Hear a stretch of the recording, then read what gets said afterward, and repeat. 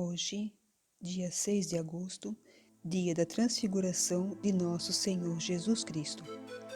A transfiguração do Salvador sobre o Tabor, em presença dos três mais queridos e privilegiados dos seus apóstolos, encerra muitos mistérios e fortifica de um modo muito consolador a nossa fé. Por isso, determinou a Igreja instituir para ela uma festa particular que se celebrava já em Roma com muita solenidade desde o princípio do V século, e entre os gregos ainda vem de mais antiga data. Ainda que o Salvador testemunhasse muito desprezo pela glória e gostasse do viver oculto, não obstante quis ganhar a estima de seus discípulos e que estes o conhecessem como quem era. Isto evidenciou-se em uma viagem que fez com eles a muitas povoações nos arredores de Cesareia, próximos das nascentes do Jordão. No caminho retirou-se por um pouco à parte para orar. E depois disto, perguntou a seus apóstolos que opinião tinham dele, não tomando senão o qualificativo de filho do homem, como era costume seu. Responderam eles com sua simplicidade ordinária que alguns o faziam passar por João Batista, ressuscitado, outros por Elias, outros por Jeremias ou por alguns dos antigos profetas, vindos do outro mundo.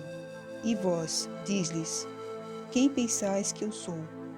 A esta pergunta, Pedro, como o primeiro de todos, o mais ardente e zeloso da glória de seu mestre, como aquele por boca do qual o Espírito Santo devia falar, Pedro deu esta admirável resposta: Vós sois o Messias, Filho de Deus vivo. Um testemunho tão generoso e tão sincero merecia alguma recompensa, e de fato recebeu-a imediata e vantajosa. Jesus Cristo, cujas palavras são graças e cujas promessas valem por doações, assegurou do próximo estabelecimento da sua igreja, da qual seria o chefe. Simão, filho de Jonas, lhe disse o Salvador, és feliz, porque há uma felicidade que nem todos desfrutam. Qual é a de conhecer essa verdade que acabas de confessar?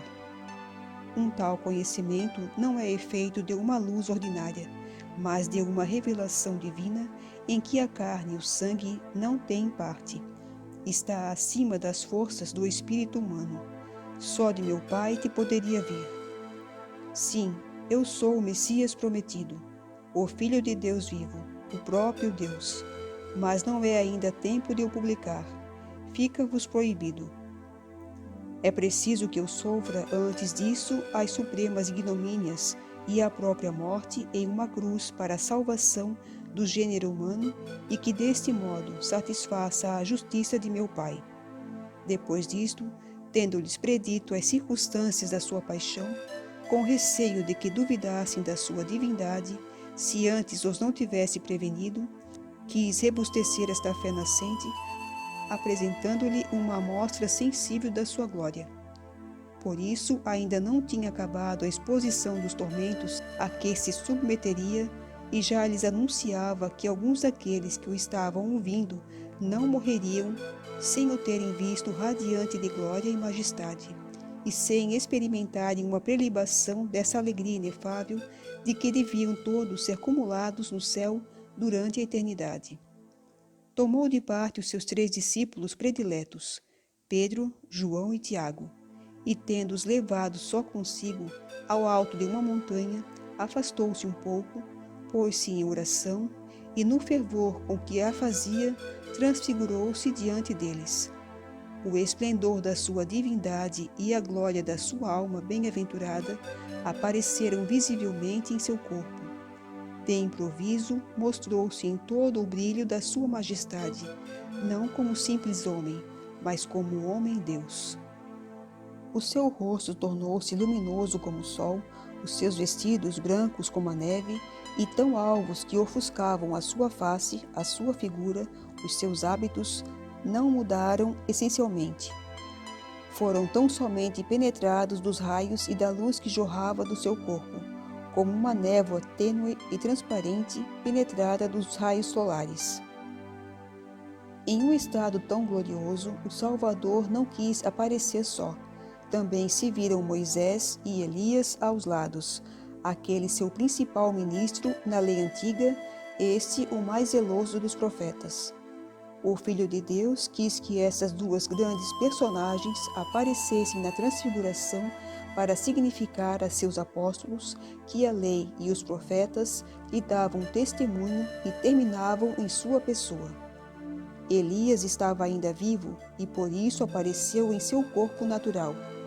Esses dois homens de Deus falavam com Jesus Cristo acerca dos sofrimentos, ignomínias e morte cruel que devia sofrer publicamente dentro de poucos dias em Jerusalém, e que devia pôr o remate e o cúmulo a todos os trabalhos da sua vida.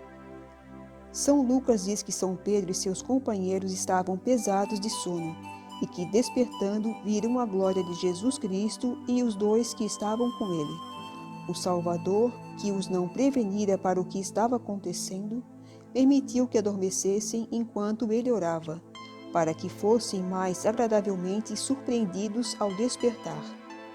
A admiração, misturada de santo temor, foi acompanhada de uma tal abundância de consolações que São Pedro, com sua vivacidade e prontidão ordinária, palpitante de alegria, e deixando-se ir nos primeiros movimentos de seu fervor, exclamou: Senhor, que bem que está aqui! Nós deveríamos ficar aqui sempre e estabelecer a nossa morada. Levantemos, pois, 3 tendas, uma para vós, outra para Moisés e outra para Elias. Ainda não acabava de falar, e eis que Moisés e Elias desaparecem envoltos em uma nuvem luminosa. E do fundo dessa nuvem saiu uma voz clara e divina que dizia: Eis aí meu filho muito amado, objeto de todas as minhas complacências. Escutai-o como a vosso mestre, obedecei-lhe como a vosso rei. O Salvador escolheu para este mistério um lugar retirado e próprio para a oração, a fim de nos mostrar que Deus nos não concede esses singulares favores e não nos descobre a sua glória em público, mas sim num retiro, quando mais esplendidos estamos das afeições à terra e elevados a uma perfeição mais alta. Assim, Moisés e Elias tinham tido a subida distinção de ver a Deus, não no meio das cidades, mas no apartado delas, sobre uma montanha. Tanto é certo que importa amar a solidão e o recolhimento, se queremos que Deus nos comunique. Jesus Cristo quis que os mesmos discípulos que deviam acompanhá-lo à Montanha das Oliveiras o acompanhassem ao Tabor e fossem testemunhas da sua glória, os que deviam sê-lo também nas suas dores. Se tivermos partes em seus sofrimentos, diz São Paulo, teremos também parte em sua glória.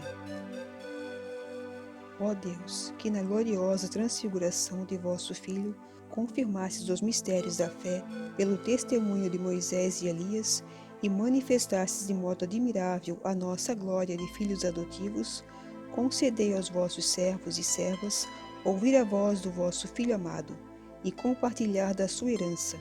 Por nosso Senhor Jesus Cristo, vosso Filho, na unidade do Espírito Santo. Amém.